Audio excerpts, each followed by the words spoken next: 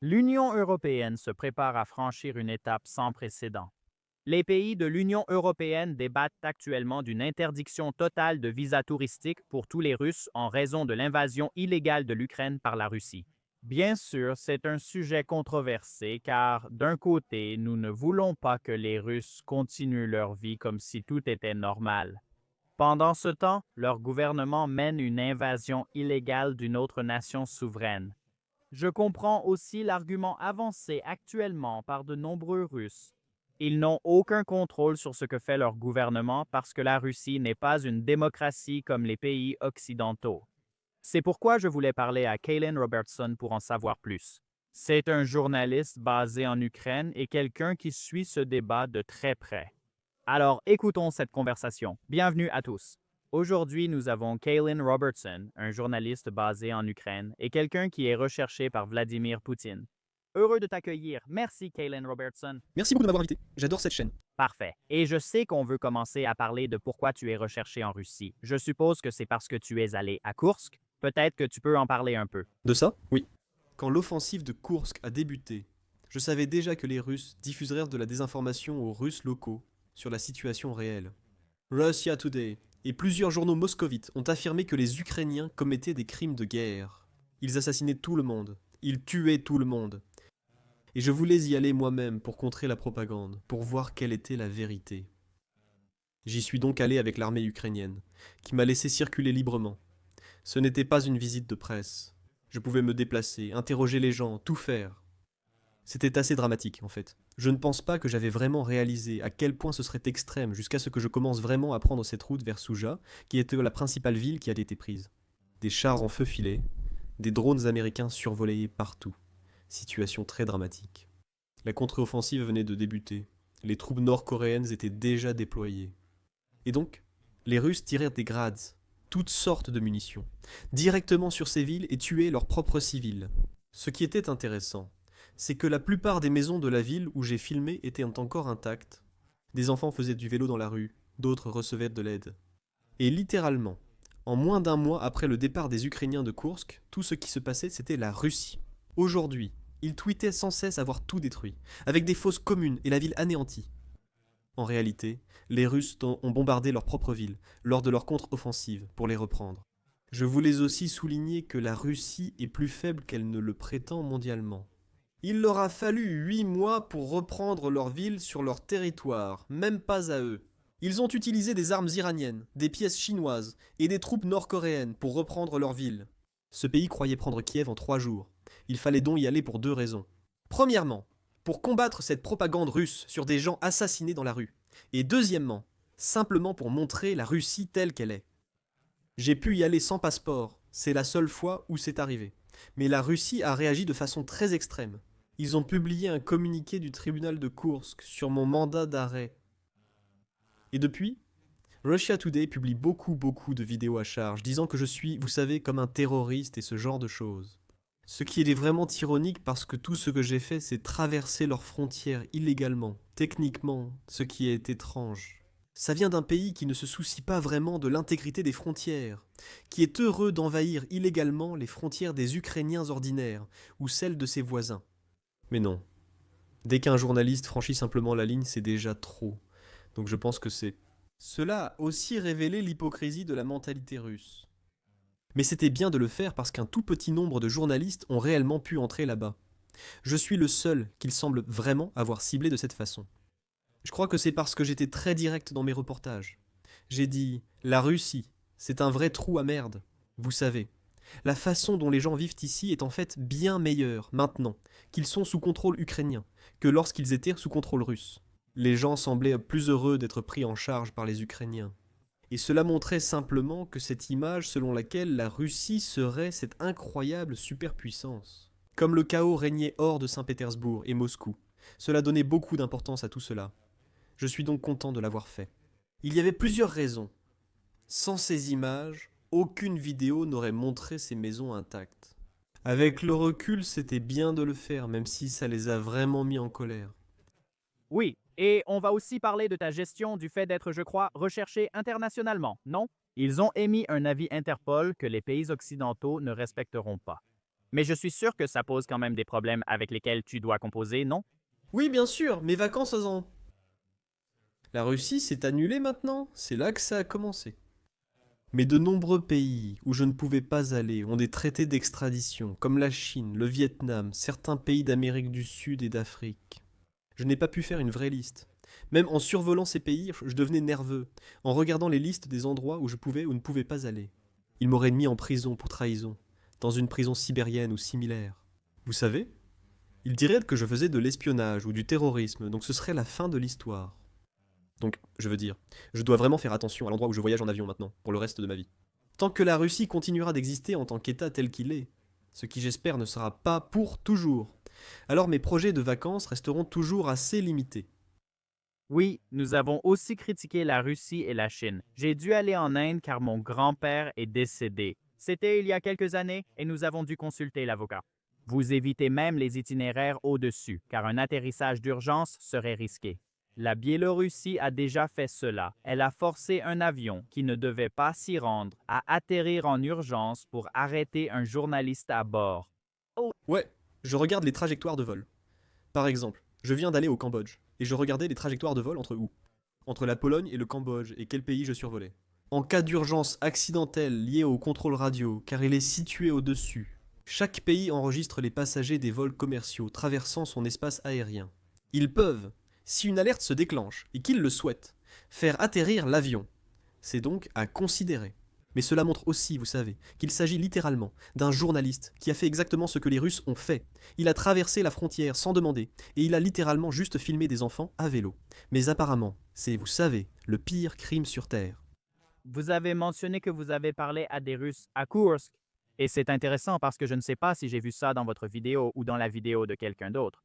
Les Russes croyaient vraiment qu'il s'agissait de soldats de l'OTAN car la propagande affirme « Nous sommes en guerre contre l'OTAN ». Ils ignoraient que c'était des soldats ukrainiens qui ne voulaient pas blesser les citoyens russes et leur donnaient même eau et nourriture. Je crois que c'est quelque chose que j'ai effectivement vu dans ta vidéo où les soldats leur donnaient des choses alors que l'armée russe les avait tout simplement abandonnés. Oui, enfin, je veux dire, je n'ai pas eu l'occasion de parler à assez de Russes, spécifiquement pour savoir à quel type de soldats ils s'attendaient à voir. Encore une fois, leur principale plainte était de ne plus avoir de bon signal mobile à cause du brouillage, les empêchant de joindre leurs proches.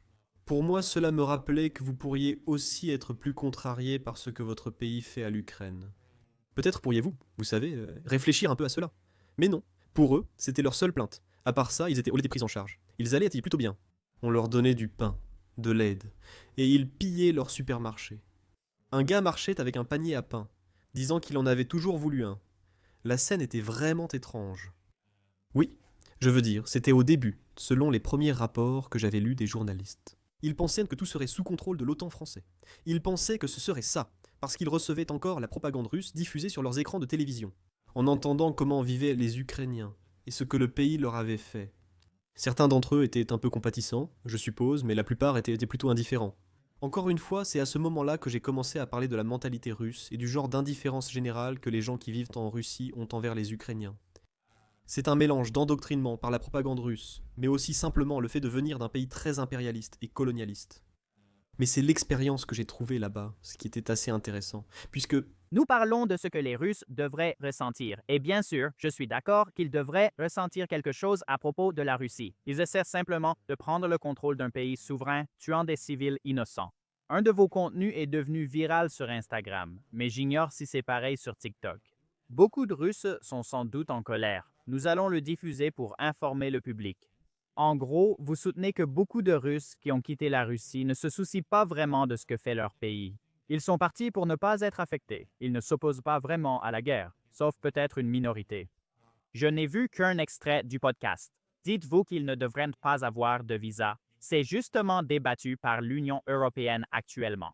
Et de nombreuses figures de l'opposition russe se sont exprimées contre cela.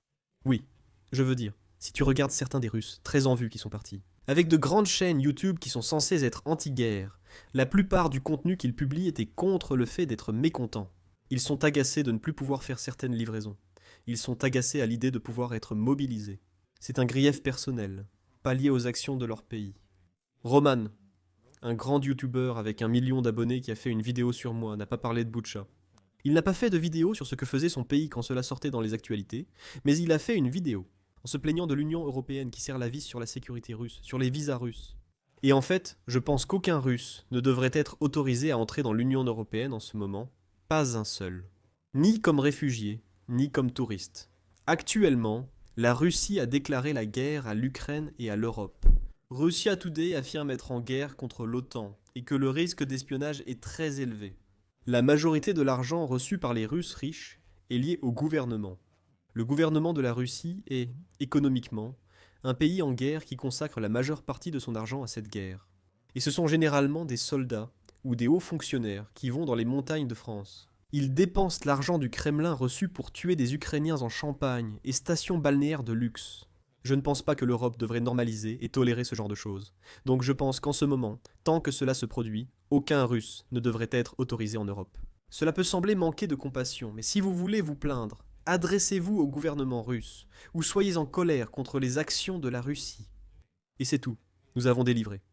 Il y a eu une augmentation de 30% des visas touristiques acceptés dans l'espace Schengen. 580 000 cette année, soit une hausse de 30% par rapport à l'année dernière.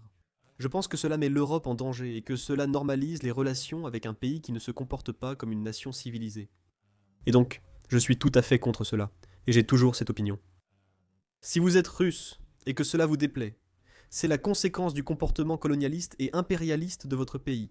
Regardez la façon dont les gens de gauche parlaient du passé colonialiste et maléfique de la Grande-Bretagne dans les années 1700, ce qu'ils ont fait à l'Inde, ce qu'ils ont fait partout dans le monde. Des générations entières en Grande-Bretagne devraient encore ressentir une culpabilité collective que les Britanniques devraient porter. Mais la Russie fait cela aujourd'hui. Mais apparemment, les Russes ne devraient absolument ressentir aucune culpabilité collective, malgré le fait qu'ils viennent réellement de ce pays et qu'ils y paient des impôts. Donc je n'ai pas de temps à consacrer à ça. Et je pense que si les Russes sont aussi en colère que j'en parle, c'est parce que ça touche à un point sensible. Ça a touché une corde sensible chez eux. Ils savent qu'ils sont partis parce que la vie est devenue difficile. Et le dernier point que je veux aborder à ce sujet, c'est que si je devais parler à un Russe, en ce moment, qui est parti parce qu'il était en désaccord avec la guerre, en 2022, je dirais « Pourquoi n'êtes-vous pas parti en 2014 quand votre pays a volé la Crimée ? Pourquoi n'êtes-vous pas parti en 2014 quand ils ont fait ce qu'ils ont fait dans le Donbass ? Pourquoi n'êtes-vous pas parti avant cela, quand ils ont fait ce qu'ils ont fait en Géorgie ? Vous avez décidé de quitter la Russie en avion, uniquement après l'entrée en vigueur des sanctions et la dégradation des conditions de vie ? C'est donc ce que je vous demanderai. Si vous êtes russe en ce moment, pourquoi maintenant ? Pourquoi maintenant, alors que votre pays fait cela depuis longtemps ? Et je ne reculerai pas devant cela. Non, cela a du sens. Je comprends l'argument que vous avancez. C'est ici que je veux soulever un argument. En fait, je viens d'entendre Garry Kasparov. Il connaît très bien l'histoire russe, la politique russe et tout le reste. Et un des arguments qu'il avance, et c'est ainsi que nous pouvons mettre fin à la guerre, c'est essentiellement d'expliquer que nous voulons provoquer une fuite des cerveaux en Russie. Nous voulons que ces personnes intelligentes qui soutiennent le régime et contribuent à la poursuite de cette guerre. Nous voulons qu'ils quittent la Russie pour d'autres pays. Et la façon dont nous pouvons y parvenir, c'est qu'au lieu de délivrer des visas de visiteurs, ce à quoi je pense qu'ils s'opposent aussi, nous devrions simplement délivrer des visas de réfugiés. Ils doivent dénoncer la guerre, ce qui est illégal en Russie, donc ils ne peuvent pas y retourner et peuvent aller ailleurs. Pour moi, cela a du sens. Parce que, encore une fois, je ne sais pas pour toi, je ne pense pas que les pays occidentaux vont envoyer des troupes au sol, parce que, d'après tout ce qu'on a vu, ça ne semble pas être le cas, n'est-ce pas? Il est peu probable que l'Ukraine repousse la Russie. Je le souhaite, mais honnêtement, je doute que ce soit réaliste. Donc, une façon de mettre fin à cette mentalité impériale russe serait simplement que la Russie s'effondre, un peu comme l'Union soviétique. Que penses-tu de cet argument? Je sais que tu n'as pas eu beaucoup de temps pour y réfléchir, mais quelle que soit ta réaction, je Pense que tu es intelligent. Et la classe supérieure, les hautes sphères de la Russie, ont pu très facilement partir à tout moment depuis 2022. Il ne s'agit pas de savoir s'ils peuvent obtenir des visas de réfugiés. Ils le peuvent, et l'ont déjà fait. Ils peuvent aller en Turquie, puis en Europe, et agir librement. C'est un fait. Je doute que ça change beaucoup. Je veux dire, je ne pense pas vraiment qu'il y ait beaucoup d'arguments. On parle probablement d'un tout petit nombre de personnes. Encore une fois, l'Europe est exposée au risque d'espionnage et d'espions venant de Russie. Et nous devrions avoir une tolérance zéro à ce sujet en ce moment, et la fuite des cerveaux. Je veux dire, la plupart des Russes intelligents de Formula sont déjà partis de toute façon. Ils ont quitté le pays. Le pays connaît déjà une pénurie de main-d'œuvre en ce moment. Ou ils participent activement à la guerre et au gouvernement. Je ne sais pas qui sont ces gens ni où ils sont, mais ils sont très peu nombreux. Cela n'a pas d'importance et ne concerne pas tous les Russes. Bill Browder est une de mes vraies icônes. Il a aidé à fonder des entreprises en pause avec Poutine dans les années 90, puis a réalisé que c'était un État mafieux. Réfugié en Grande-Bretagne, il a dédié sa carrière à expliquer la Russie, sa véritable nature et les raisons de ses crimes. Il a écrit d'excellents livres sur le sujet et figure désormais sur la liste de Vladimir Poutine pour avoir dévoilé le fonctionnement de la Russie. C'est un héros pour avoir fait cela, c'est incroyable ce qu'il a fait. Et il est russe, n'est-ce pas? Je ne déteste pas tous les Russes. Mais il a activement démantelé, en utilisant les informations qu'il avait, ce qu'il a vu à l'intérieur de ce système. Et pour cela, je le félicite. Je n'ai tout simplement pas vu cela chez beaucoup d'autres Russes. Encore une fois, les personnes qui ont récemment fait des reportages à charge sur moi, des Russes assez connus sur YouTube, ne font pas ça. Ils ne mentionnent ni les crimes de guerre de Poutine, ni la mentalité impérialiste qui y a mené. Ils réalisent en moins des vidéos sur des journalistes pro-Ukraine, ce qui est étrange. Mais cela doit rapporter en publicité. Donc, ce qui veut dire que je comprends un peu. C'était... Vidéo émotive, je pense l'avoir vue. Mais tout le débat sur les visas, je pense que ce sera intéressant de voir comment ça va se passer, parce que l'Union européenne prend des mesures, et il y a des gens des deux côtés. Je pense qu'ils avancent des arguments valables. Alors, voyons où cela va nous mener, ce qu'on va décider. Pourquoi ne faisons-nous rien avec les visas? Oui, je pense que ça va être intéressant. Encore une fois, les visas touristiques, ça c'est vraiment... Ça envoie un message aux gens du monde entier. C'est comme dire, d'accord, vous pouvez venir ici et dépenser votre argent. On ne se soucie pas vraiment d'où il vient. Ce n'est vraiment pas un bon message de permettre à des généraux russes responsables de systèmes de missiles d'aller à Saint-Tropez. Je pense que c'est vraiment pas bien. C'est sûr, non, à 100% c'est fou. Et je crois que c'est toi qui l'as tweeté aussi. Il y a un vol direct pour la Turquie, ce qui est dingue, un pays de l'OTAN. Ils se sont opposés publiquement à la guerre. Tout Russe peut aller en Turquie. Je pense qu'Abramovich, ne pouvant plus aller à Londres, passe beaucoup de temps en Turquie. Oui, la Turquie et tout ça. Eh bien, la Turquie, le rôle de l'OTAN est très, très important. Parce que quel est le but de l'OTAN? Peut-on normaliser les relations avec la Russie, opposée à l'OTAN et pratiquement en guerre contre elle? Oui, c'est... J'ai été surpris de voir autant de vols vers des villes russes dans cet aéroport. Je me suis demandé, que fait-on? Quel est le but de l'OTAN? Mais maintenant. À propos de l'OTAN, la Pologne et, je crois, la Roumanie ont récemment subi une attaque de leur espace aérien sans violation.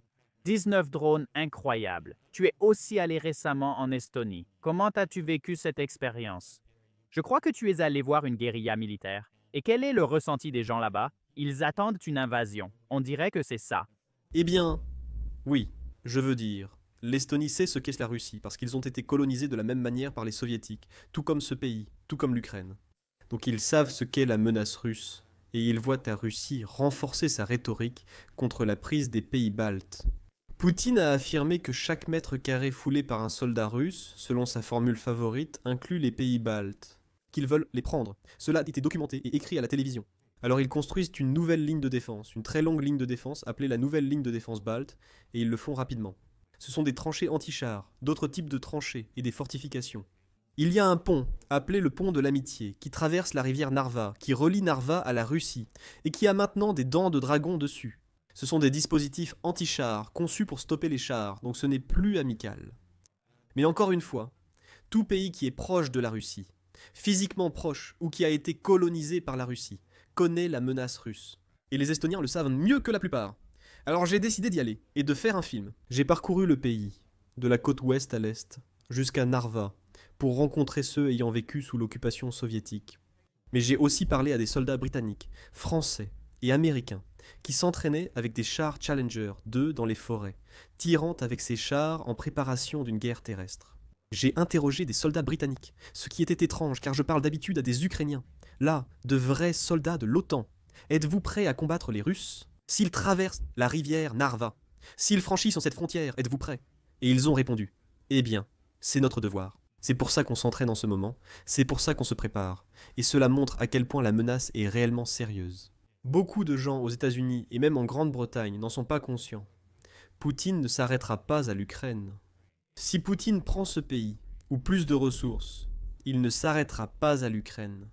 Je suis donc allé là-bas pour montrer la menace, les fortifications et les préparatifs que l'OTAN doit prendre face au pire scénario pour les pays baltes, une offensive russe dans la région.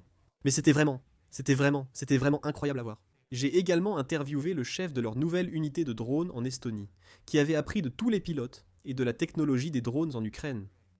Créer une unité de drones, les contrer et exploiter l'intelligence artificielle pour leur usage. Il m'a montré dans son bureau tous les drones que j'avais vus au Donbass et à Kherson. C'était très intéressant car il disait que la guerre avait changé. En Amérique actuellement, ils parlent toujours d'avions de chasse, de chars et de supériorité aérienne. Comme cette guerre a beaucoup changé maintenant, et elle est devenue une question de drones. Et l'Estonie a appris des Ukrainiens très rapidement comment mettre en place des unités, où elles devraient être, et comment tout cela fonctionne. Ils évoquaient les drones à fibre optique désormais utilisés. Près de la moitié de la frontière Estonie-Russie est un réservoir. C'est de l'eau. Les câbles à fibre optique se désintègrent et cessent vite de fonctionner. Ils ont affirmé que ces drones à fibre optique ne posent pas vraiment de problème, car dès qu'ils volent au-dessus du réservoir, ils tombent en panne. C'est un documentaire très instructif sur lequel je travaille, qui traite de la menace russe, et de l'évolution de la guerre et de leur adaptation. Mais je suis parti de ce pays en me disant « Oh là là, ça semble vraiment réel ». Et j'ai vu des camions militaires rouler depuis la Pologne, traverser la brèche jusqu'en Lituanie et continuer jusqu'aux pays baltes.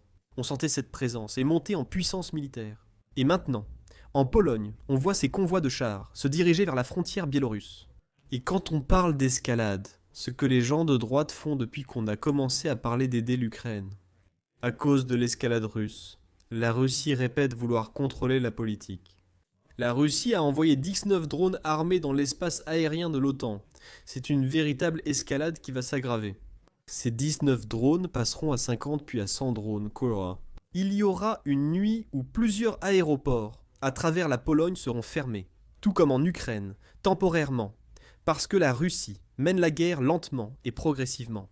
Ils attendent de la lassitude, ils attendent que les gens s'ennuient, ils attendent que les gens passent à autre chose, puis ils font leur prochain pas. Ils ont pris la Crimée en 2014, tenté de prendre Kiev, puis attendent que les gens se lassent. Ils disent « Oh, encore 50 drones en Pologne !» Mon Dieu, c'est fou. Eh bien, qui sait vraiment? Ils attendent un peu cela, puis ils intensifient leurs attaques, et c'est de cela qu'il s'agit. On teste la patience de l'OTAN et la nôtre. Ça va empirer et recommencer d'ici Noël. C'est certain. Et un autre point intéressant que beaucoup de gens ne négligent pas, c'est que l'Ukraine a été à l'avant-garde de l'OTAN. Nous avons eu David Petraeus qui a dit lui-même qu'il avait tellement appris simplement en visitant l'Ukraine. Les États-Unis ou l'OTAN ont un intérêt égoïste à soutenir l'Ukraine, car si la Russie prend le contrôle du pays, ce serait un scénario catastrophique. Ils ont maintenant une armée encore plus forte, plus de personnes qui sont meilleures que les Russes pour combattre et innover dans le domaine des drones, et ils peuvent utiliser cela pour continuer à avancer. Peu de gens en parlent, mais l'Ukraine est sans doute l'une des armées les plus fortes actuellement, notamment pour la guerre des drones.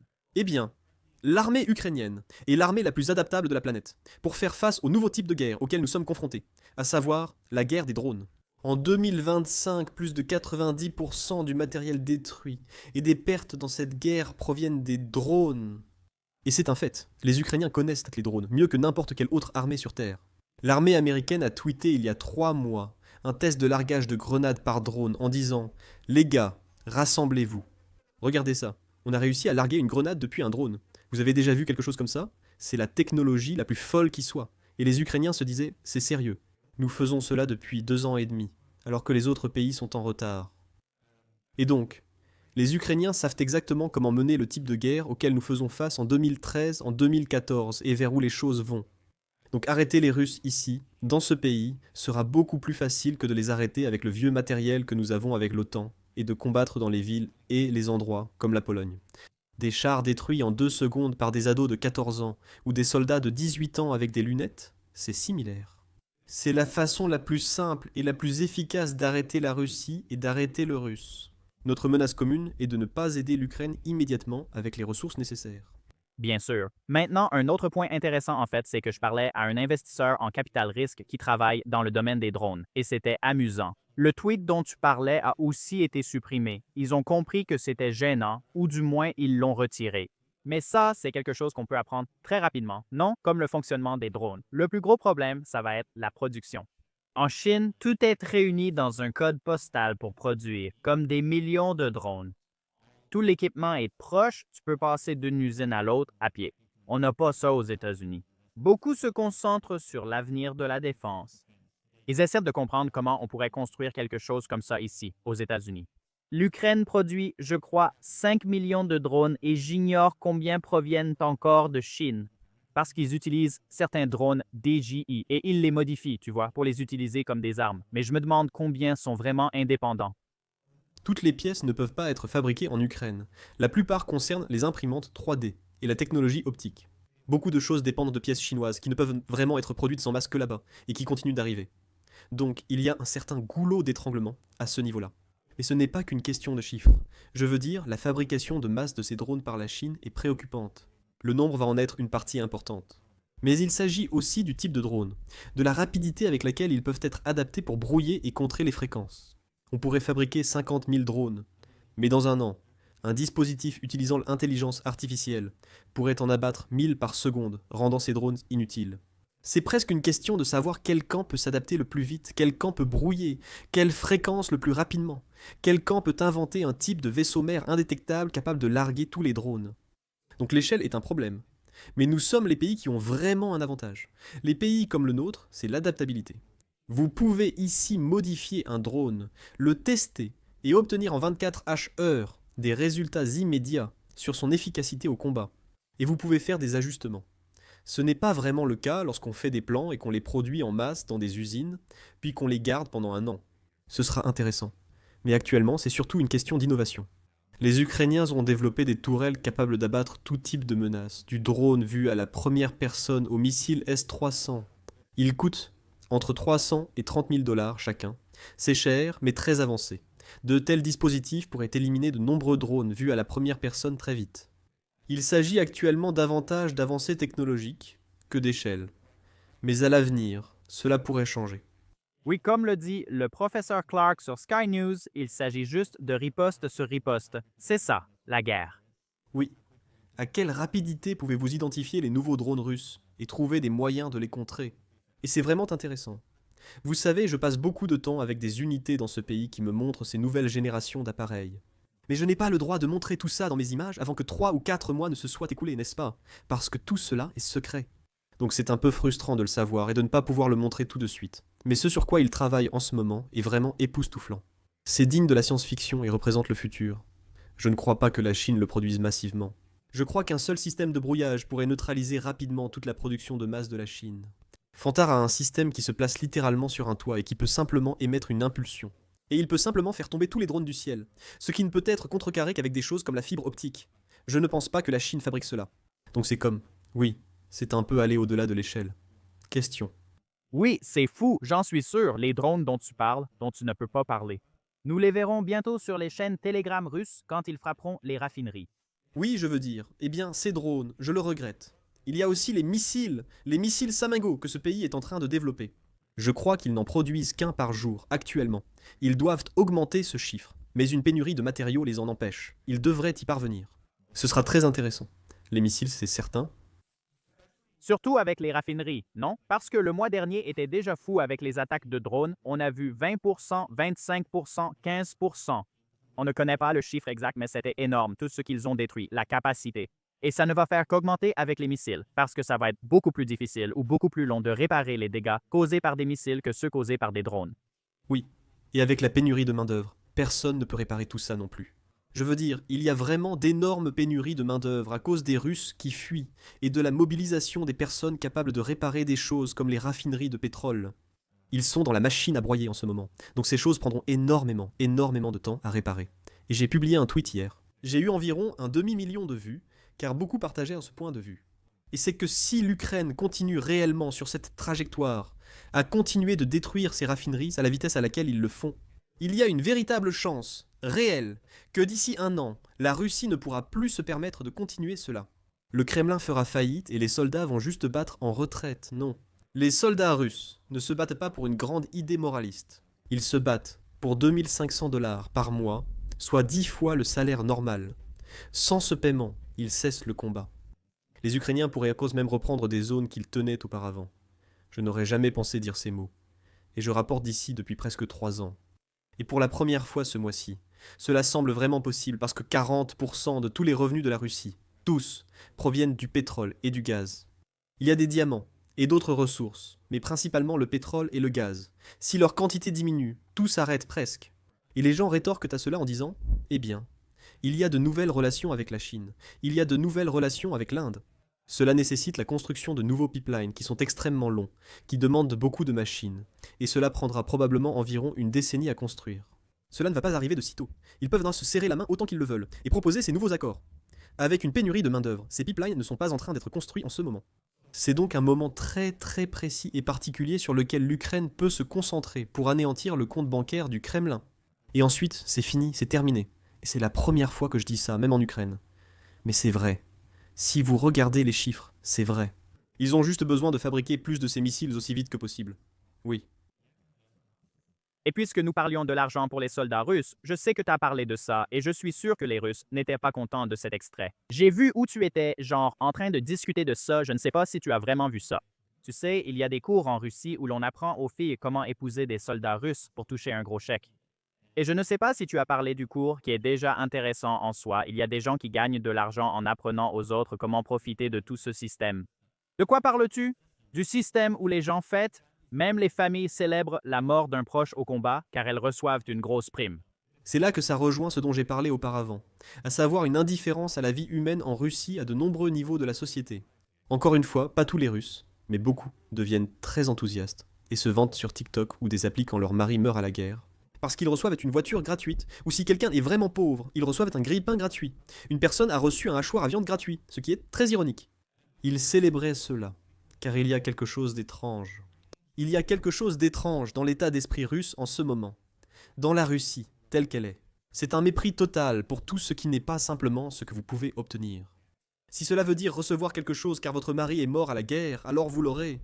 Il y a eu des prisonniers de guerre russes, qui sont en train d'être renvoyés, qui ont été capturés et renvoyés en Russie. Ils ont eu des appels téléphoniques, dont un enregistré avec sa mère où il dit « Je rentre enfin à la maison ». Elle était furieuse car elle a dit « Donc, on n'aura pas la prime de l'État ».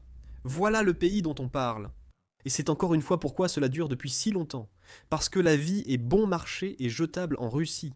C'est pourquoi ils envoient des millions de personnes à l'abattoir pour prendre tout ce qu'ils peuvent ici, à cause de cette mentalité. Oui, c'est comme une loterie, un système de jeu d'argent avec les soldats pour ce genre de choses. Ils diraient, oui, et alors, où est le problème? C'est juste obtenir quelque chose gratuitement. De quoi ce gamin se plaint-il? C'est un super système. C'est une excellente façon d'obtenir quelque chose gratuitement. Je ne sais pas. Honnêtement, c'est vraiment exagéré à certains égards. Je ne sais vraiment pas ce qui se passe dans ce pays. Oui, c'est fou. Je veux aussi parler de certains politiciens très pro-russes et tu as mis l'un d'eux en difficulté. Je ne veux pas que mes politiciens disent que si des enfants sont enlevés, c'est peut-être parce qu'ils le voulaient. C'est insensé. Espérons voir cela maintenant dans la bataille Fox. Les citoyens de Chypre, je crois, d'où il vient. Espérons qu'il soit évincé. On peut en discuter. Parle de la façon dont ça s'est passé comme quand tu l'as surpris au Parlement européen.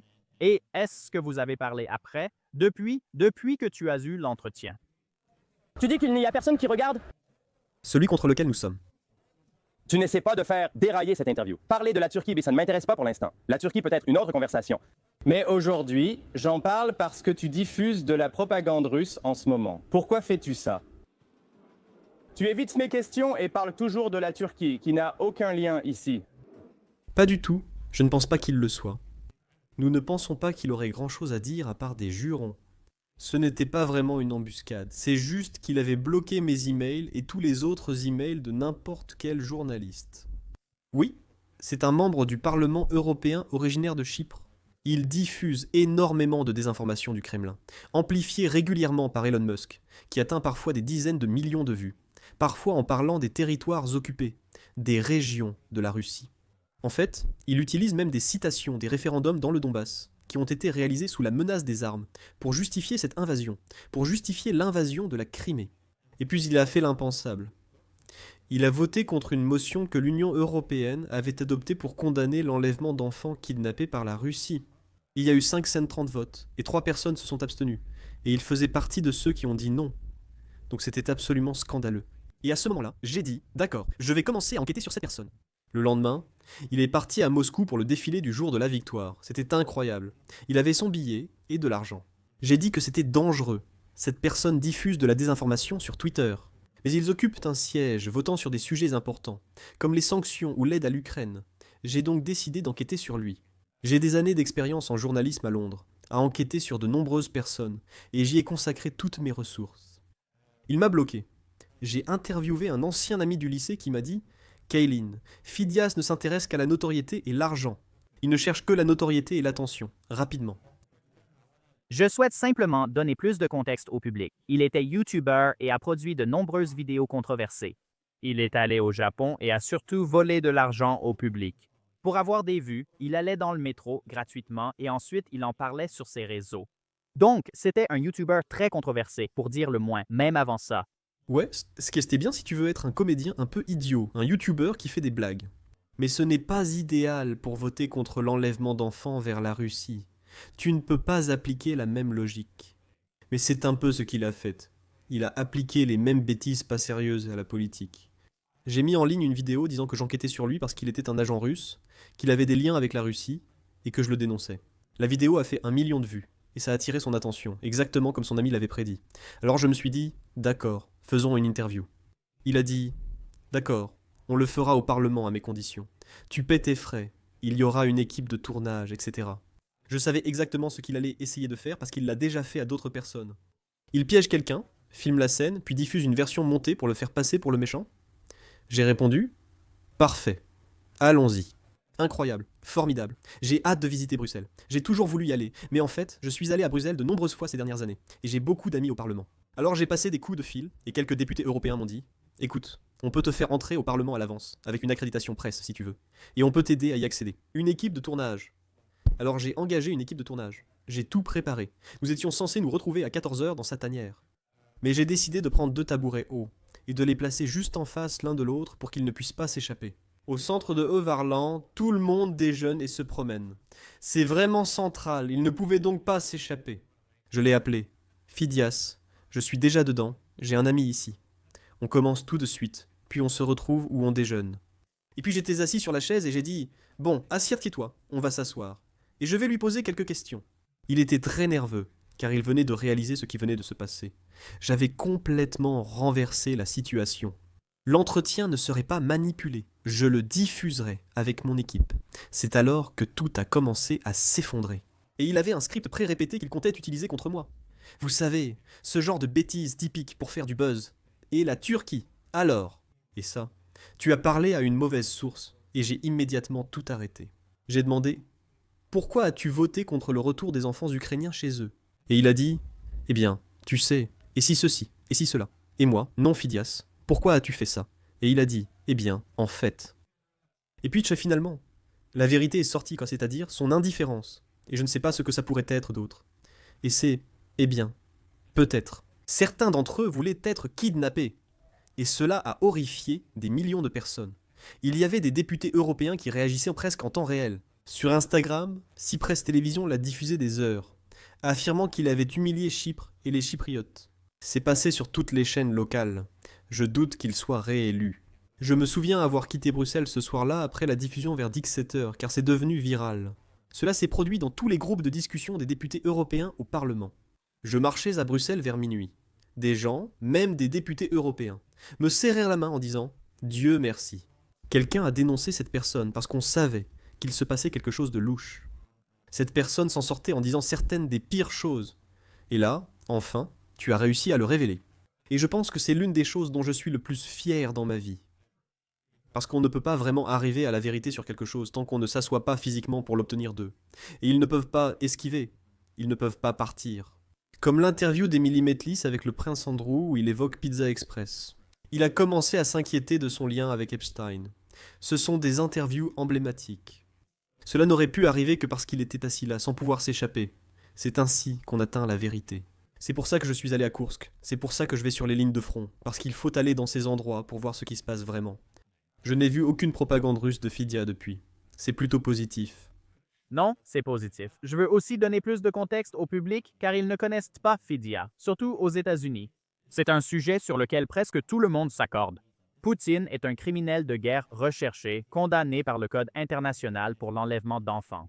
De plus, la première dame, lors de la venue de Poutine en Alaska, a remis une lettre via le président Trump. Rendez ces enfants ukrainiens à leur foyer. Puis, un politicien au Parlement européen déclare « Oh non, ils voulaient être enlevés. » Non, on ne pourrait pas imaginer pire d'histoire, en fait. Non, mais c'était vraiment, vraiment, vraiment révélateur. Et il y a beaucoup d'autres personnes comme lui aussi qui ont le même état d'esprit. Il était simplement le plus en vue. Et je ne vais pas m'arrêter avec lui. Je veux dire, il y aura beaucoup d'autres politiciens pro-russes que j'interviewerai et qui font partie des Vipers. Super, hâte de voir ça. Merci encore. Nous mettrons le lien de votre chaîne YouTube et Twitter. Voulez-vous ajouter autre chose en bas? Non, c'est tout. Oui. Si vous voulez voir mes prochains reportages, le film sur l'Estonie sort dans quelques jours. Je viens juste de rentrer. Je vais aller à Kherson dans quelques semaines et faire une mise à jour sur ce qui s'y passe. Donc si vous voulez voir ça, tapez simplement mon nom et ce sera là.